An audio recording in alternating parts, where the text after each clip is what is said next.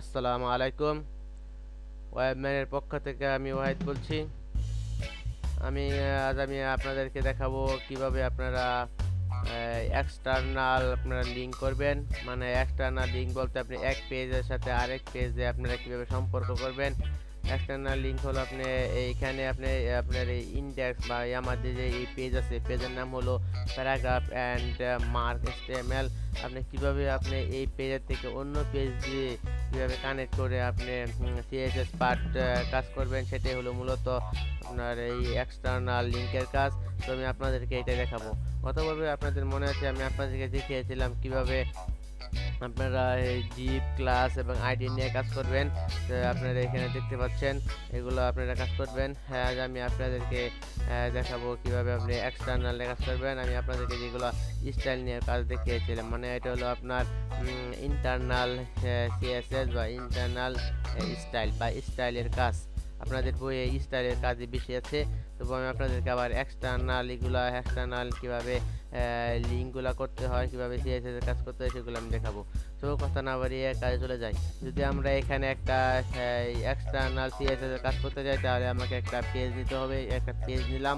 Page কিভাবে নিতে হয় আপনাদেরকে আগে বলেছি। জাস্ট আপনারা যে আমাদের মাউস পয়েন্টটা দেখছেন, মাউস পয়েন্টটা জাস্ট একটা ক্লিক করবেন। ক্লিক করার পরে নতুন একটা পেজ ওপেন হবে। এখানে আপনি জাস্ট সেভ করবেন ফাইল ম্যানেজারে দিয়ে and save S A click করবেন। সেভ এসে যাওয়ার পরে আমার এটা ফোল্ডারটা কোথায় রাখছি বা আমি এই পেজটাকে কোথায় সেভ করতে চাই, জাস্ট আমার এই পেজটা কোথায় আছে আমি ডেস্কটপে রাখবো। জাস্ট এখানে ডেস্কটপে ক্লিক করলাম। ডেস্কটপের পরে আমাদের কোথায় রাখবো, এখানে আমার একটা ফাইল আছে যে দেখে নিচ্ছি ওয়েবম্যানের এখানে আমার একটা ফাইল আছে। ওয়েবম্যানের ভিতরে আমি জাস্ট কি লিখবো, এখানে আমি একটা এই ফাইলের নাম দিব। style.css দিই। style.css দিলাম। আপনি যে কোনো নাম দিতে পারেন। আমি এখানে style.css এর কাজটা করব, ঠিক আছে। এখানে আমাকে CSS যার এক্সটেনশনটা দিতে হবে। যেমন আমি এখানে HTML এর কাজটা করেছি। এখানে HTML দেখেন যে HTML এর জিনিসগুলো লেখা আছে, ঠিক আছে। তাই আমি এখানে HTML দিতে হবে। এখানে আমি CSS এর কাজ করব, তাই আমাকে extension.css দিতে হবে, ঠিক আছে। এক্সটেনশন না দিলে কাজ করবে না। সো style.css এখানে সেভ করলাম, ঠিক আছে। দেখুন আবার আপনাদেরকে দেখাচ্ছি যে .html লেখা আছে, ঠিক আছে। যাই হোক, এখন আমরা এই পেজের সাথে নতুন একটা পেজ খুলে ফেললাম।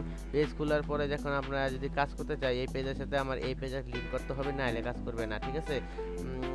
যেমন আপনাদের দেখাচ্ছি, যদি আমি এখানে কালকে কাজগুলো কোথায় করছিলাম, কাজগুলা এই যে এখানে। আর যদি আমরা এখানে কপি করার পরে জাস্ট এখানে একটা পেস্ট করার পরে যদি আমরা একটা div2 দেই, তাহলে দেখা যাক কি হয়। নতুন একটা div এখানে 1 আর 2 এটা কাজ করবে না। তাই এখানে সেভ করার পরে আমরা এখানে যাই, দেখেন কাজ করছে না। এই লেখাগুলো পিটা আসবে, স্বাভাবিক এটা অটোমেটিক আসবে, কিন্তু এখানে কাজ করছে না কেন? এখানে আমরা কোনো div দিইনি। এখন আমরা div-এর নামও দিইনি। এখন আমরা এই div-এর নামটা কিভাবে দিব, আমরা এই পেজে দিব, ঠিক আছে। যেমন div2, মানে এখানে কি দিচ্ছি, আইডি আর ক্লাস। আপনাকে অবশ্যই দেখতে হবে, কারণ এটা ব্রাউজারে বুঝবে যে আপনি আইডি নিয়ে কাজ করছেন না ক্লাস নিয়ে কাজ করছেন, ঠিক আছে। এবং আইডি ক্লাসের নামটা নিয়ে বুঝবে অবশ্যই, আপনি ব্রাউজার বুঝবে আপনি এটার কাজ করতেছেন, ঠিক আছে। তো আমরা এখানে কি নিচ্ছি, আইডিকে কি অনুসারে লেখা হয়, হ্যাশ দিয়ে লেখা হয়। তো আইডিকে আমরা এখানে হ্যাশ দিব, এই একটা হ্যাশ দিয়ে দিলাম।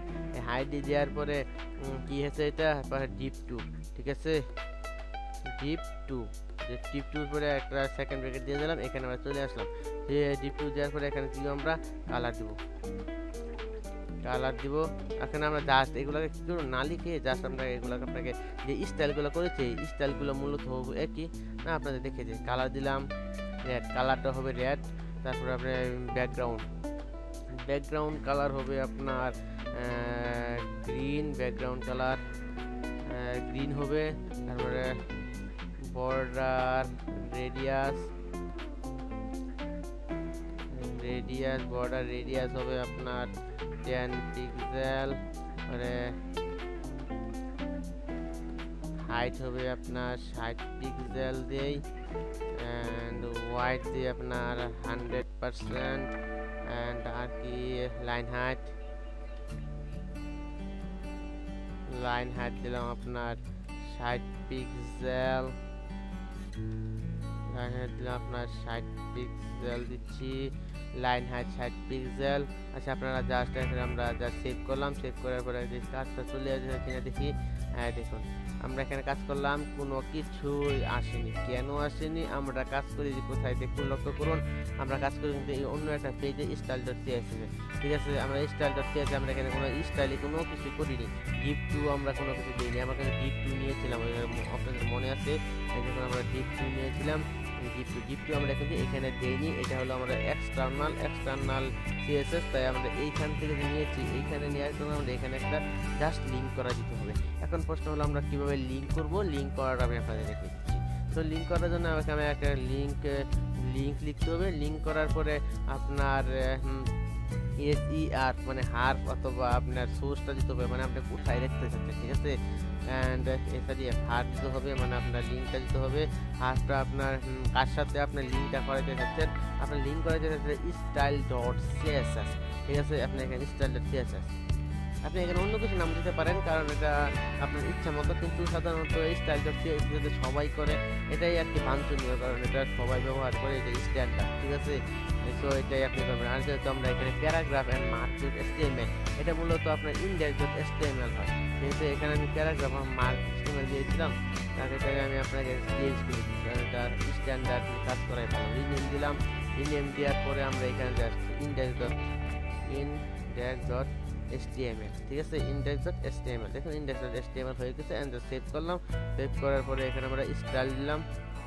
যা আমরা কাজটা শেষ করে নিয়ে এখন আমাদের আন্তর্জাতিক মানে স্ট্যান্ডার্ড মান হয়ে গেল index.php, index.html আর style.css। আচ্ছা, তার লিঙ্কের পরে SRS দিলাম, স্টাইল দিলাম, স্টাইল পরে স্টাইলের পরে style.css। আচ্ছা, এখন আমাকে রিলেশন দিতে হবে। রিলেশন কি? রিলেশন বলতে একটা সম্পর্ক। আমরা এখানে আমরা বুঝতে পারছি যে আমরা ইন্টারমিডিয়েট পড়ি, রিলেশন মানে অবশ্যই আমরা জানি সম্পর্ক, মানে এই পেজের সাথে এই পেজের সম্পর্ক কি। পেজটা হবে স্টাইল শিট, ঠিক আছে। স্টাইল শিট, রিলেশন হবে style sheet, style sheet style sheet and type কি হবে? টেক্সট, ঠিক আছে। টেক্সট এন্ড CSS এটা আপনাকে দিতে হবে। আচ্ছা, এটা দিয়ে দিলাম। আচ্ছা, এখন মূলত আমাদের এটা লিঙ্ক করা হয়ে গেছে। এখন আমরা যা সেভ করলাম, সেভ করে আপনারা জানেন, সেভ করার পরে যদি আমরা এখানে ক্লিক করি, আসলো না কোনো কারণে। আচ্ছা, দেখা যাক। Relation type text.css style sheet আসতেছে না কেন?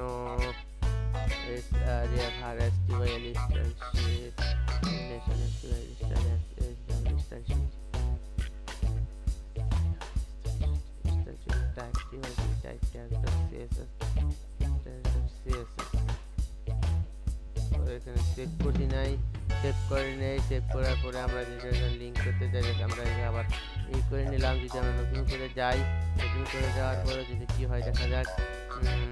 দেখুন আপনারা এখানে চলে আসছে, ঠিক আছে, নতুন করার পরে।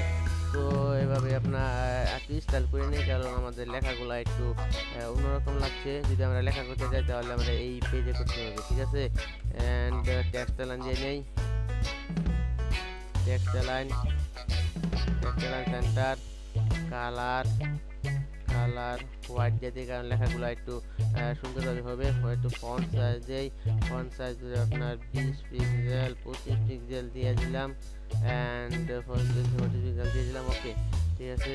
এখন যদি আপনি ইতালিতে দিতে পারেন লেখাগুলো, আপনি ফ্যান ফ্যামিলি আপনি ইচ্ছা মতো দিতে পারেন, আমি এগুলো দিলাম না। আপনারা মূলত এগুলো পরে দেখে নেবেন, যখন আমি আপনাদেরকে শিখাবো তখন আপনারা এগুলো শিখবেন। সো সেভ করলাম, সেভ করার পরে এগুলো সেভ করা আছে, সেভ করার পরে এখানে এই করলাম, সুন্দরভাবে এগুলো চলে আসছে। মূলত এটাই হচ্ছে আপনার এক্সটার্নাল CSS এর কাজ। এখানে এক্সটার্নাল CSS এর কাজ এগুলোই একটু নিচে হয়ে গেছে। এখানে যদি আমি ব্রেক দিয়ে দিই, ব্রেক দিয়ে দেওয়ার পর জাস্ট এগুলা ইনপুটের নিচে নেমে আসলে ভালো দেখাচ্ছে। তো এটাই হচ্ছে মূলত এক্সটার্নাল CSS এর কাজ।